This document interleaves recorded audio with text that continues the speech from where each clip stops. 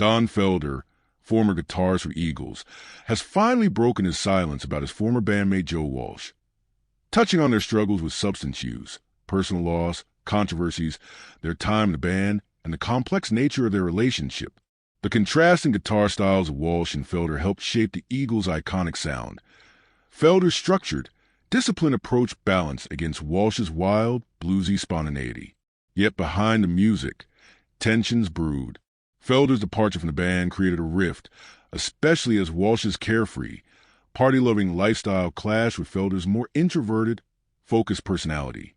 Felder, often seen as calm and disciplined, became frustrated with what he saw as Walsh's lack of commitment, particularly during the turbulent 70s and 80s, when Walsh's substance issues disrupted the band's cohesion. Joe Walsh, born November 20th, 1947, faced early tragedy when his father, a U.S. Air Force pilot, died in a plane crash in Okinawa in 1949. Adopted by his stepfather at age 5, he kept FELDER as his middle name and began playing guitar at age 10, inspired by bands like The Ventures and later the Beatles. He started his music journey with local bands and rose to prominence with the James Gang. Deeply affected by the Kent State Massacre in 1970, he dropped out of college to pursue music full-time.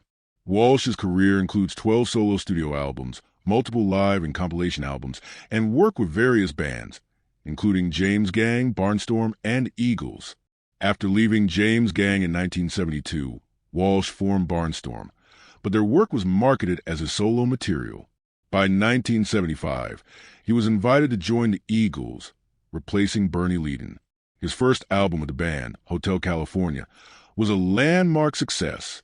The dual guitar solos by Walsh and Felder on the title track were once voted the best guitar solos ever in a Guitars magazine poll and ranked 8th by Guitar World.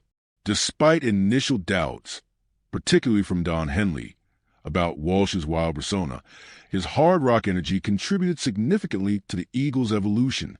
Life in the Fast Lane, based on one of his riffs, became a hit and established his place in the band. In 1977, all Eagles members except Felder contributed to Randy Newman's Little Criminals, signaling internal divisions. After the Eagles disbanded in 1980, Walsh continued to release solo material, though it didn't match his earlier success. Personally, Walsh endured profound tragedies.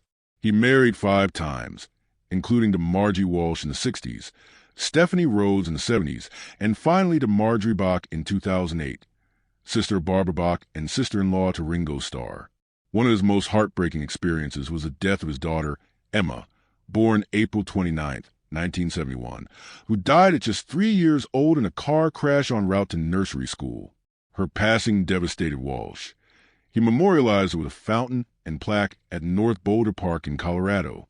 He dedicated songs like Song for Emma and Help Me Through the Night to her on his album So What, stating that after her death, nothing else seemed meaningful. This tragedy also contributed to the breakdown of his second marriage. Adding to his struggles was his relationship with Stevie Nicks, which ended due to mutual substance abuse. Walsh later confided to a friend that he left Stevie because he feared one of them would die, and the other wouldn't be able to save them. Through all this, Walsh earned praise from rock legends like Jimmy Page, Eric Clapton, and Pete Townsend.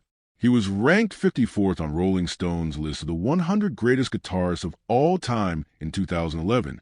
His legacy, through pain, triumph, and groundbreaking music, remains deeply etched in the history of rock and roll. Joe Walsh once admitted that his and Stevie Nicks' substance use had reached such a dangerous level that neither of them could survive if they continued together. So, in a moment of clarity, he chose to leave the relationship to save them both. Beyond these struggles, Walsh has also battled with ADHD, obsessive-compulsive disorder, and Asperger's syndrome. He struggled particularly with alcohol during the early years of his career, but has been in recovery since 1993. A major turning point came in 1994, when he blacked out on a flight to Paris, woke up with his passport in hand, and couldn't remember boarding the plane. That frightening moment changed his life, and he's remained sober ever since. His relationship with Don Felder was layered and often strained. Both men were brilliant guitarists in the Eagles, but while their collaboration shaped the band's iconic sound, their contrasting personalities led to friction. Felder was already a member when Walsh joined in 1975, and while Felder leaned toward technical precision, Walsh brought a bluesy, free-form energy.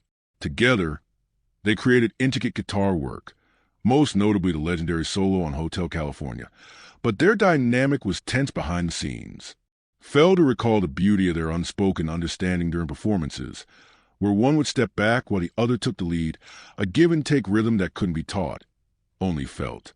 Despite this musical synergy, personal differences, and internal band politics drove a wedge between them. Felder remembered feeling increasingly sidelined, especially after Walsh joined, as Don Henley and Glenn Frey, who were steering the band's direction, gravitated toward Walsh's rock and roll charisma. Felder often felt like an outsider, even when his contributions, like the Hotel California solo, were publicly celebrated. Over time, resentment grew. When Felder was fired from the band in 2001 following personal and professional clashes with Henley and Frey, Walsh remained with the group. While Walsh wasn't directly involved in Felder's dismissal, his continued alignment with Henley and Frey made Felder feel further betrayed. The once powerful musical connection between Felder and Walsh deteriorated into silence. Though Felder has clarified that he isn't on bad terms with everyone in the Eagles, his relationship with Walsh never fully recovered. Walsh, for his part, has taken a more diplomatic stance, avoiding public conflict and choosing to focus on the music rather than the drama. Their relationship was a mix of remarkable collaboration and unresolved tension, a reflection of the larger internal conflicts that plagued the Eagles during their peak. Despite the fallout, both men were instrumental to the band's legacy. Felder later praised fellow musician Tommy Shaw's sticks for his all-around talent, his ability to sing, write, and play guitar, calling him a monster on stage. In contrast, Felder implied that he and Walsh lacked that full-circle camaraderie. Their connection may have produced timeless music, but the personal harmony was never quite as lasting. There was never a sense of competition between Joe Walsh and Don Felder. No fight for the spotlight, just two guitarists who discovered the perfect groove together.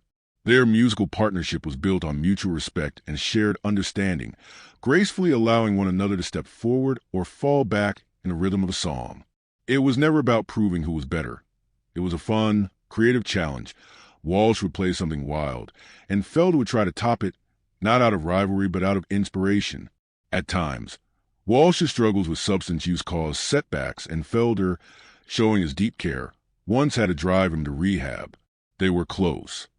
So close they left notes for each other in the studio. But after Felder's departure from the Eagles, rumors swirled that Walsh was asked to cut off contact with him to stay in the band. Tension had always simmered beneath the surface. Glenn Frey and Don Henley had a famously contentious relationship with Felder, and many believe his firing boiled down to money and power. Frey and Henley reportedly insisted they deserved a larger cut than Felder and Walsh, seeing themselves as the true stars. Walsh and bassist Timothy B.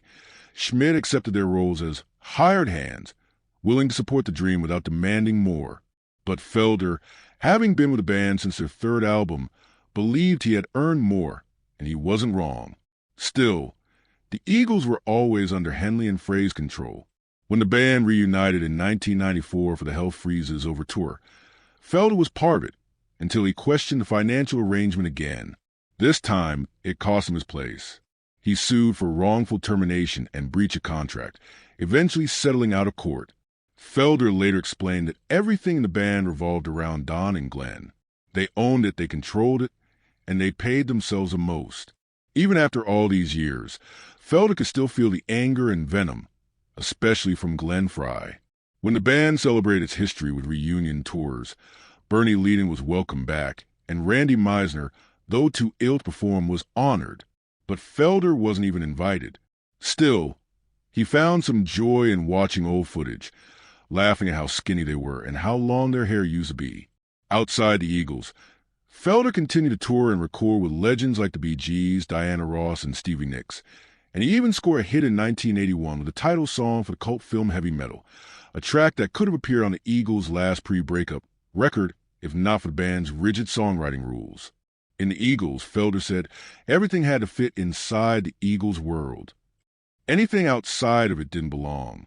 One of Felder's deepest disappointments was Walsh's request for him to just sign the contract during the final financial negotiations, essentially asking him to accept being just another hired hand.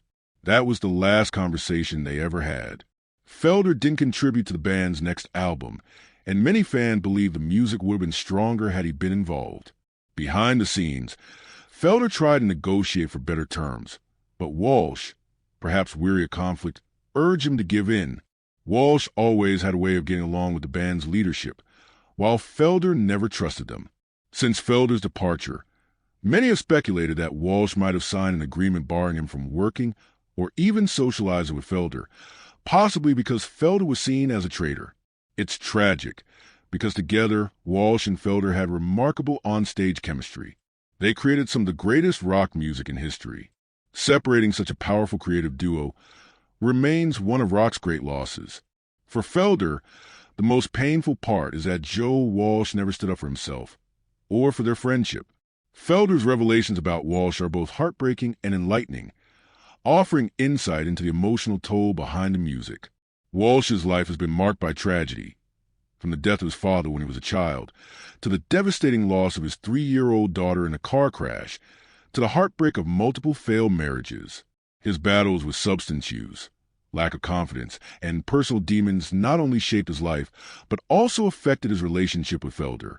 Though their musical chemistry was undeniable, their personalities and approaches eventually pulled them apart.